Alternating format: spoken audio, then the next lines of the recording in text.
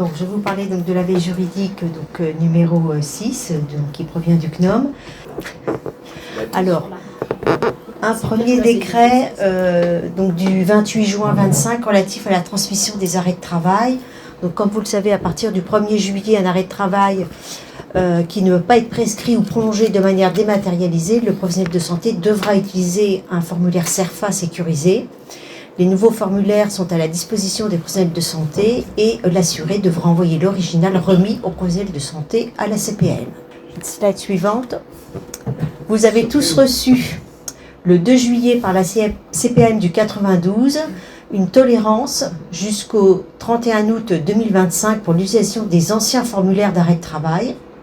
Après cette date, tout formulaire d'arrêt de travail papier non sécurisé sera rejeté.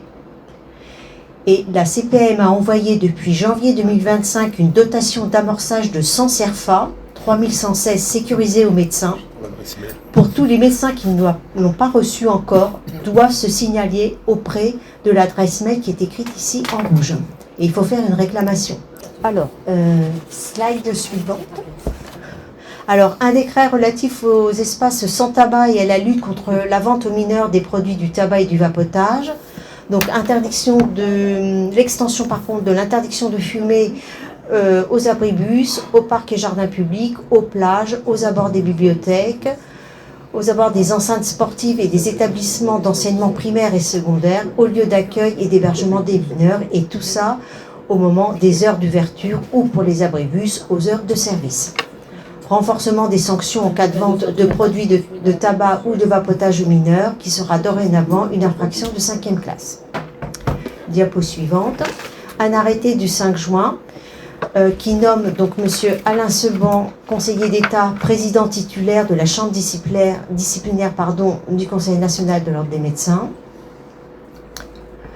La loi du 27 juin visant à améliorer l'accès aux soins par la territorialisation et la formation. 3 chapitres dont je vous ai fait un petit résumé.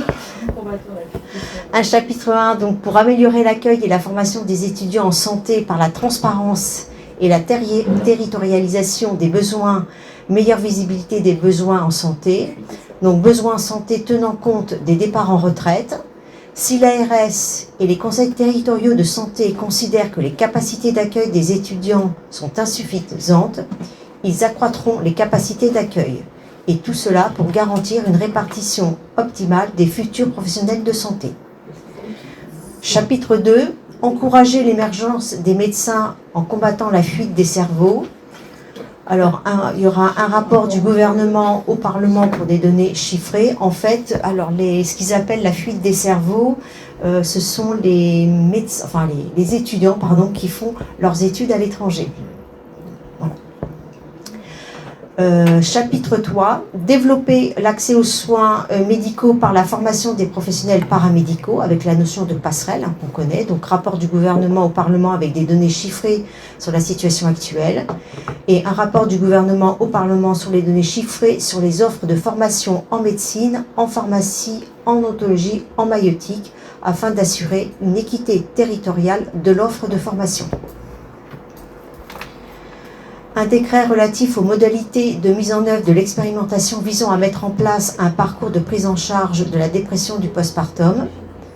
Donc chaque ARS met en place un parcours de prise en charge de la dépression postpartum sur son territoire en s'appuyant sur le dispositif régional de périnatalité afin d'améliorer le repérage et la prise en charge des parents confrontés à cette dépression du postpartum. Le dispositif régional de périnatalité assure la construction du parcours en lien avec l'ensemble des acteurs de périnatalité, de santé mentale et de psychiatrie. Et un chef de projet sera désigné. Et il y aura un rapport d'évaluation qui sera établi afin de se prononcer sur la pertinence d'une généralisation. Diapo suivant. Un arrêté relatif à l'expérimentation permettant aux masseurs kinésithérapeutes regroupés au sein d'une CPTS d'exercer leur art sans prescription médicale. Donc 20 départements sont concernés, dont un seul en Île-de-France qui sont les Yvelines. Une note d'information relative à l'appel à manifestation d'intérêt concernant l'apport de l'intelligence artificielle au sein des SAMU et des SU. Donc la DGOS, donc la Direction Générale de l'Offre de Soins, accompagnera les établissements afin de soutenir l'innovation et le déploiement de l'expérimentation des solutions d'IA dans les SAMU et les SU. Alors cette AMI cible 3 cas d'usage: la retranscription automatique des appels au SAMU pour une optimisation de la qualité et de la traçabilité des dossiers de régulation. Deuxièmement, aide au triage en SU, amélioration de la priorisation des patients et limiter les biais cliniques. Et en 3, estimation du temps d'attente et gestion des flux, adaptation en temps réel des ressources disponibles. Alors, diapo suivante. Financement déterminé en fonction des besoins donc, de chaque projet. Le dossier est à déposer à l'adresse suivante: dgos-as3@santé.gouv.fr et une copie à la dgos-dstn@santé.gouv.fr. Date limite de dépôt des dossiers le 31 juillet 2025, donc c'est bientôt. Début des expérimentations le 1er septembre. Annexe je vous renvoie à l'annexe pour les détails, et puis le modèle de dossier de candidature est en annexe de ce que je viens de vous présenter. Diapo suivante. Une instruction relative à l'accès aux soins non programmés et de médecine d'urgence durant l'été 2025.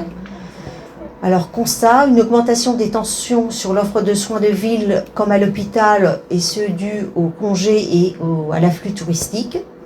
Généralisation des SAS, 97% du territoire métropolitain est couvert.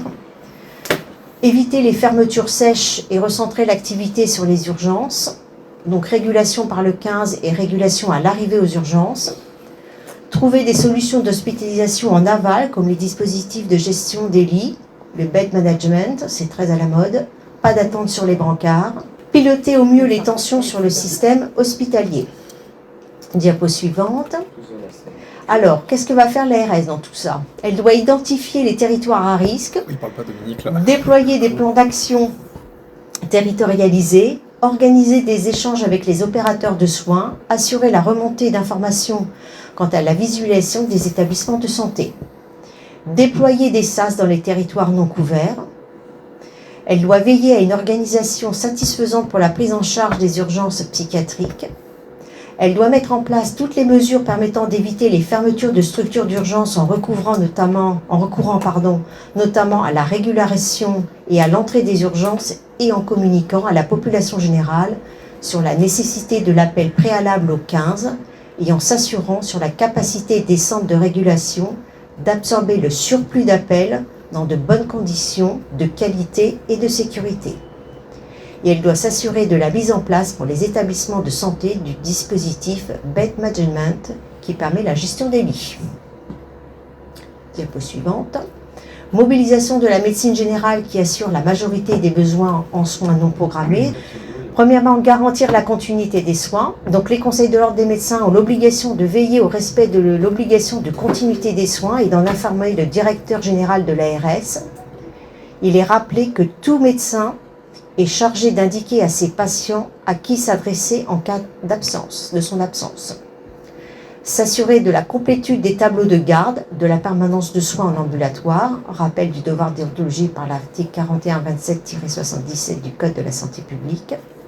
Si le tableau est incomplet, le Conseil de l'ordre sollicite l'URPS médecins libéraux, centres et maisons de santé, et s'il n'y a pas de résultat, la DGARS peut proposer au préfet la réquisition de médecins, notamment sur la période du 14 juillet au 16 août 2025. Et on doit accompagner la montée en charge des SAS, sans oublier les filières psychiatriques lorsqu'elles existent. Diapo suivante. Anticipation des tensions par les établissements de santé.